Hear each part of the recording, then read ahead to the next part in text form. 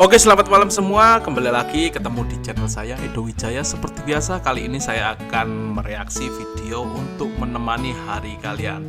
Yuk, enjoy dan relax. Let's go. Oke, video pertama dari Abbas, asli konten parah dengan konsep.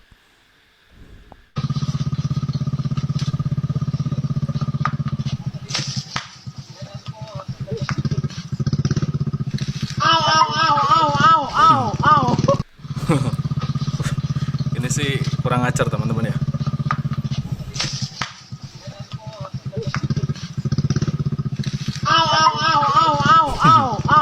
Oke, next.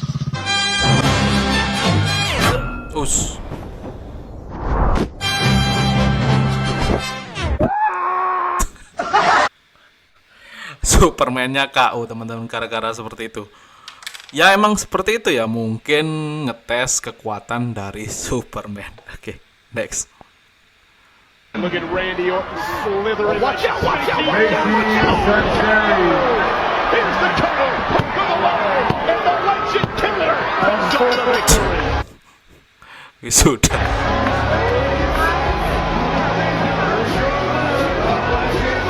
Emang bule itu kalau lagi aneh ya aneh banget teman-teman. Ya seperti inilah jadinya. Wisuda yang di depan disemek tadi itu teman-teman.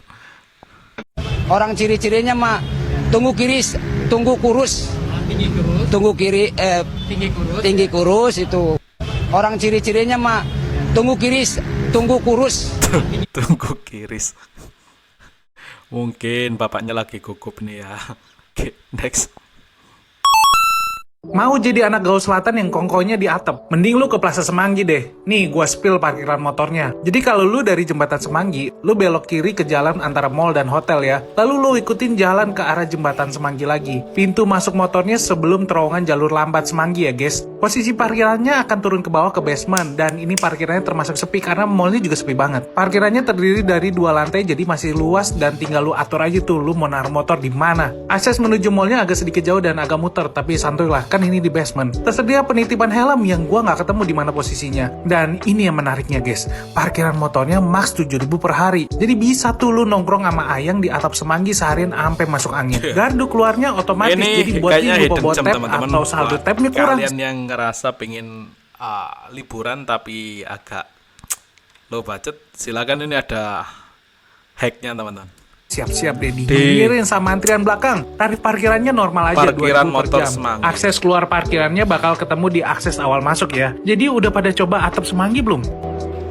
Oke, di atap Semanggi teman-teman, di parkiran tadi. Silakan ketika ada yang penasaran. Cantik, jangan lupa kasih modal. Abang Ardi banyak duit, dari kecil dikasih modal. Lu mah dari kecil dikasih modal bang, laki gue, kudu panas-panas naik motor kebul-kebulan ke kantor ya, elah kasihan laki gue mah. Yang penting apa? Yang penting dapat masih ngebul, gue mau bersyukur bang. Bagi-bagi duitnya, modalin laki gue. Siap. Modal kudu lancar, biar bini cantik kayak Nia Ramadhani. Anda laki gue. Kalau mau Di stage Adil Bakri teman-teman. Oke, next. Lo kalau jadi pengusaha itu jangan berharap kaya. Pengusaha itu nggak kaya justru. Tapi di awal-awal ya. Artinya ada cara lain untuk kaya gitu, bukan jadi pengusaha. Karena ini orang cerita, pengusaha itu ya, duit masuk, itu dipotong sama biaya produksi, dipotong lagi sama gaji. Semua orang dibayar dulu nih. Ketika duit masuk tuh ada biaya produksi tuh ada vendor yang mesti dibayar, jadi vendor dibayar. Vendor lu dibayar. Udah, habis itu karyawan lu dibayar. Udah, habis itu pajak negara dibayar. Udah, habis itu baru lu. Jadi, lu tuh orang terakhir yang dibayar sebagai pengusaha. Lu mesti bayar yang lain dulu. Semua orang yang pernah berwirausaha, ada masa-masanya tuh lega banget lewat dari tanggal gajian. Karena dia tahu dia punya tanggung jawab untuk ngegaji orang. Nah, kalau bisnisnya sehat dan punya runway yang panjang sih oke. Tapi karena bisnis itu susah, ada banyak bisnis yang runway-nya juga nggak panjang gitu. Ada yang dari bulan ke bulan, banyak bahkan yang dari bulan ke bulan. Sehingga setiap kali bayar gaji itu ya, alhamdulillah udah selesai gaji orang gitu. Sesuatu yang nggak dipikirkan, nggak diresahkan ketika zamannya dia kerja untuk orang gitu. Jadi ilusi bahwa jadi pengusaha itu kaya, mesti dirapihin dulu. Lu kalau jadi Oke, nasihat dari Panji Pragiwaksono tentang pengusaha ya. Beliau emang berpesan seperti itu, teman. Ketika kalian memutuskan jadi pengusaha, artinya emang ketika kalian buka usaha kan pasti punya karyawan dan lain sebagainya. Bahwa beban kalian itu nggak cuma buat kalian sendiri, bahkan ditempatkan di nomor terakhir kalian itu buat gaji kalian sendiri. Yang terpenting adalah orang-orang yang kalian rekrut seperti itu. Ya ini penting juga sih teman-teman. Next. Kembali ke pertandingan saudara-saudara mampu ditepis. Counter attack, coba berlari cepat. Kerahkan semua tenaga, harta, tahta, dan sertifikat tanah. Dibayang-bayangi oleh pemain dengan napas Senin Kamis cuma Sabtu libur. Tak mampu mengejar, pemain ini telah jago dalam bidang lari dari kenyataan, lari dari tanggung jawab. Apa akhir dari serangan balik ini? Kembali ke pertandingan. Liga Tarkam teman-teman. Next. Pemirsa, pertandingan laga Timnas Indonesia menjamu juara dunia Argentina tinggal menghitung hari. Namun kabar kurang mengenakan datang dari tim Tenggo. Tiket pertandingan laga Indonesia kontra Argentina sudah ludes terjual. Para pecinta sepak bola ingin menyaksikan permainan La Pulga Lionel Messi yang sebelumnya sudah dipastikan akan ikut ke Jakarta. Namun seorang jurnalis olahraga Argentina, Leo Paradiso, di akun media sosialnya menyebutkan La Pulga hanya akan tampil melawan Australia yang digelar di Cina, namun tidak akan ikut terbang ke Jakarta untuk laga 19 Juni. Kabarnya Lionel Messi terkendala terkait dengan masalah paspor. Belum ada pernyataan resmi baik dari Federasi Sepak Bola Argentina maupun PSSI atas kabar batalnya Messi memperkuat timnas Argentina di FIFA Matchday 19 Juni mendatang. Buat kalian yang kemarin FOMO ya dengan Argentina versus Indonesia, ya jangan berkecil hati teman-teman. Mungkin ini prank dari Messi. Akhir-akhir nanti di detik-detik semoga Messi ini bisa datang teman-teman ya. Artinya ya kita masyarakat Indonesia pun terhibur dengan adanya Messi di GBK dan bertanding dengan timnas Indonesia. Ya semoga saja yang terbaik, karena rumor yang sekarang hangat ya Messi ini nggak bisa datang ke Indonesia teman-teman. Tips glow up untuk wibu-wibu liar. Tidak ada salahnya untuk menjadi hyperaktif, gerak sana sini, bahkan sambil berteriak. Tapi tolong jangan lakukan itu di tempat umum. Cukup di kamar kalian sendiri, teriak datu sampai Jepang. Nah, agar kalian bisa hidup berdampingan dengan manusia, berhentilah melakukan 3 hal ini. Pertama, berhentilah percaya bahwa konsep cakra itu nyata. Aku tahu betapa meyakinkannya penjelasan konsep cakra yang berputar sesuai arah pusaran rambut, tapi itu Emang ada ya teman-teman orang yang percaya konsep cakra gara-gara kebanyakan nonton Rasengannya Naruto. semua tidak nyata. Jadi tolong berhenti mencoba berjalan vertikal di pohon, berlari di atas air, apalagi berlari ala Naruto di tempat umum. Kalian bukan shinobi guys. Lupakan soal ninja biar kalian tidak terlihat freak. Kalian bukan shinobi. Fokus saja dulu jalan tegak. Kedua, cobalah untuk tidak melakukan segel jutsu Naruto ketika kalian gabut. Tidak peduli seberapa akurat dan cepat kalian melakukannya, Kuchio Senojutsu tidak akan pernah muncul. Sampai Kak Seto Mohawk juga Gama Bunta tetap nggak akan muncul. Soyaro. Ketiga, apapun alasan halu kalian, ketika di tempat umum, jangan membayangkan adegan-adegan bertarung anime dalam pikiran kalian. Karena ketika menghayal, kalian tanpa sadar melakukan gerakan-gerakan aneh. Kalau kalian kesulitan membedakan antara dunia nyata dengan isekai, kuncinya adalah jangan biarkan pikiran kalian kosong. Karena saat itulah sin-sin bertarung anime masuk. Dan jika hayalan-hayalan itu muncul, cobalah untuk atur nafas kalian. Sadari bahwa kalian hidup di dunia nyata.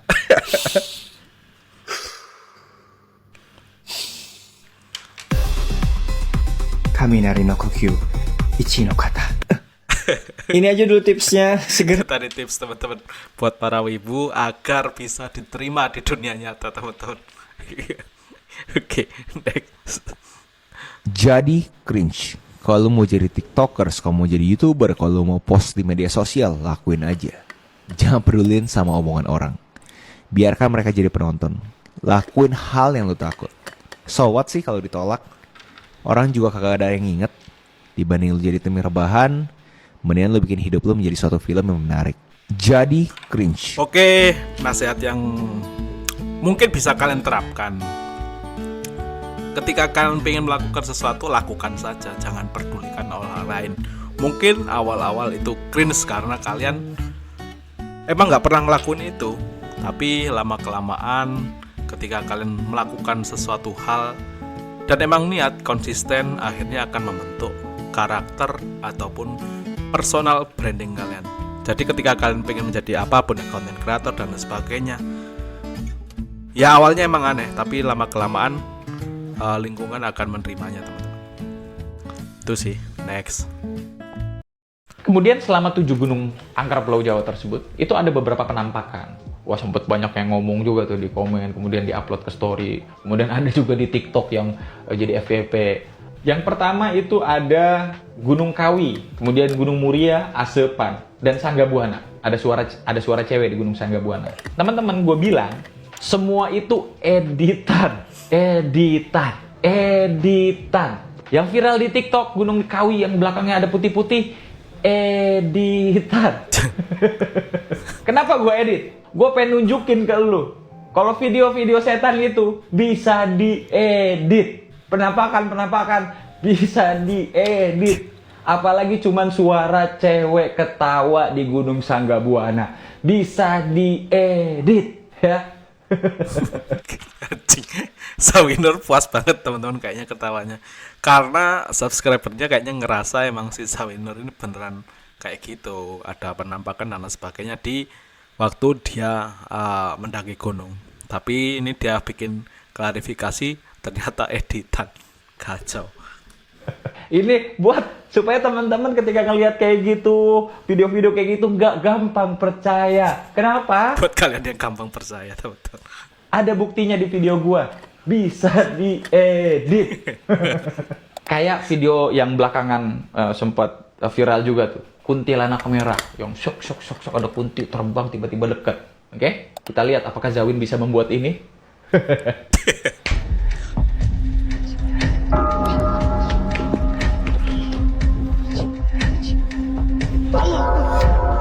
Nah, begitu kira-kira dengan kemampuan ngedit seadanya, bukan kelas editor profesional film, ya, dengan kemampuan belajar dari YouTube. Ketawanya puas dan geledek, tuh. Kacau. Zawinur, silakan ikutin, teman-teman. Kalau sekedar pengen makan daging kambing, kayaknya kita nggak usah punya kambing dulu deh, karena repot kan, harus kasih makan, harus bikinin kandang, dan lain sebagainya.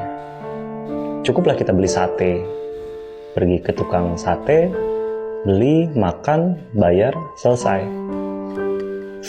Tapi ini bukan perkara daging kambing sih. Pepatah ini atau kata-kata itu emang sudah usang ya, tapi lucu sih ini, teman-teman, menghibur ya. Oke, next. Ribet bun, lihat mau main harus dibersihin nih motor bapuk.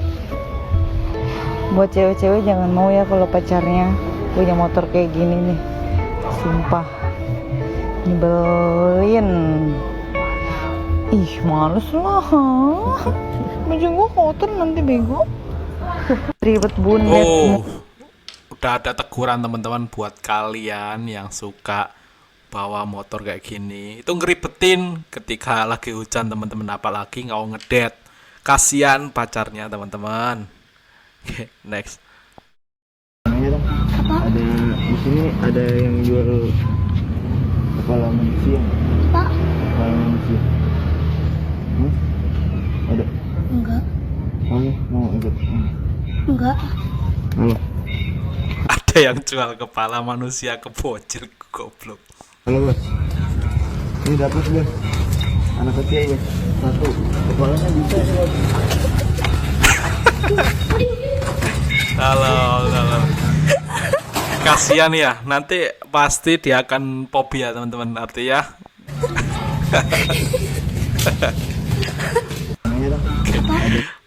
Tapi menghibur sih. Next. Sebagai pekerja kita tuh harus sering bersyukur, bisa kerja, dapat gaji. Kerja emang gak ada yang enak, tapi kalau nggak kerja lebih nggak enak. Di luaran sana banyak loh orang-orang yang pengen ada di posisi kita. Kurangin ngeluhnya, banyakin bersyukur. Gimana? Udah cocok belum jadi atasan? Sebagai goblok. Oke. Dan cocok belum jadi atasan katanya. Emang kata atasan kayak gitu semua ya? Kayaknya enggak juga ya. Ini oknum yang suka memotivasi, artinya agar kita tetap stay di situ, teman-teman. Next. Gue udah berjanji gak bakal lagi hunting barang antik, barang bekas atau yang sejenisnya itu, karena di rumah gue udah banyak banget. Dan kayaknya gue udah bosan deh. Tapi gara-gara gue keluar dari stasiun kereta ini, gue nemuin jam branded ini. Terus gue nemuin sepatu yang bermerek ini. Terus ini barang-barang noni Belanda kenapa ada di sini? Gini ceritanya, awal gue mau ketemuan sama temen gue turun di stasiun ini. Berharap gue jadi anak Jaksel yang top dan kece banget. Keluar ngelangkah dari stasiun kereta, gue nemuin pasar loak ini. Gue sering denger sih pasar loak ini. Gue berasa tamu negara, keluar dari pagar stasiun, disambut dengan mereka. Keren sih ya, pasar loak ini tepatnya di stasiun Kebayoran. Kalau kalian emang suka hunting-hunting barang-barang antik, kayaknya ini tempatnya, teman-teman. Mana penjualnya ramah-ramah lagi. Biasa toko barang-barang bekas emang begitu. Sampai bilang, ini kakak, cocok buat kakak. Pinter kan? Mereka nawarinnya senatural mungkin. Tuh tatapan si abang nyes banget. Dan ya, sensasi cari barang-barang di sini beda. Barang-barang mereka geletak di pinggiran trotoar. Kalau bisa, bukan kacamata lagi lo bawa, tapi kaca pembesar guys. Karena kalau lo beruntung, lo dapat barang-barang yang branded dan yang mahal. Tapi di sini murah lo dapat. Kayak parfum ini dari United Arab Emirates. Walaupun isinya cuma seperempat, wanginya awet banget. Di pasar loak ya, lo harus kuat jongkok. Jangan pakai baju aneh-aneh. Cewek, jangan pakai high heels ya. Karena yakin gue, lo nggak bakal cuma sejam di sini. Karena kalau lo mau... Oke, informasi yang bagus buat kalian yang suka barang-barang antik, silakan datang ya di daerah stasiun Kebayoran.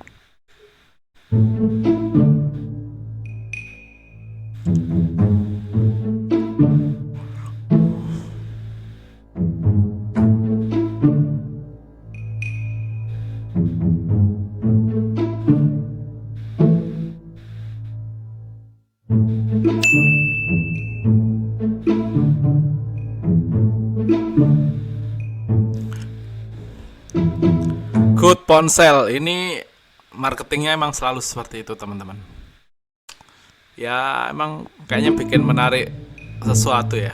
Transmart akhirnya tutup 7 gerai secara permanen. Padahal Transmart itu gede. Mereka bilang perubahan behavior customer sejak pandemi yang udah nggak mau belajar offline lagi, berpaling semuanya ke online, bikin mereka harus ngelakuin keputusan sulit ini. Dari omset 400-an juta per hari, turun sampai 200-an juta, itu 50% drop. Tapi apa iya gara-gara perubahan offline ke online? Karena banyak kok retailer offline yang sebenarnya penjualannya nggak gitu turun. Tapi tenang, ada 95 gerai yang tutup baru 7. Dan kebanyakan tuh di Jakarta dan retail-retail yang sepi. Cuman di tahun 2022, mereka udah pernah nutup 12 gerai, alasannya sama juga. Walaupun story lanjutannya bakal ada new reborn dari Transmart ini, mereka bakal jadi trendsetter untuk produk-produk ramah lingkungan, penghemat biaya rumah tangga, tapi ya itu kan masih planet. Tapi sebenarnya gue nggak setuju sih kalau alasannya 100% gara-gara perubahan behavior sejak pandemi. Apa mungkin Transmart emang kurang kompetitif? Kalau menurut kalian gimana? Lebih suka online? Transmart, oke, mengalami goncangan.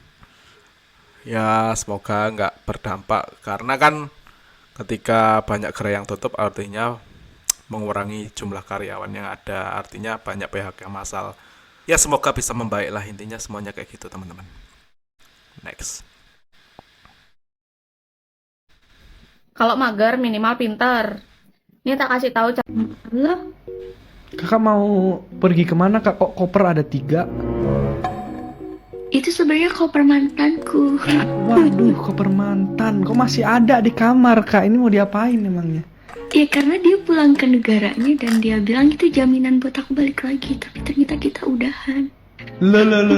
Gimana ceritanya kok? Kayaknya menarik tuh kak. Coba. Nggak, kalian luar negara, beda negara gitu? Iya, beda negara. Wih, boleh. Jadi ceritanya dia orang Amerika kan. Terus kita emang umurnya beda jauh gitu ya kan? Kamunya? Kelihatannya 23 mungkin?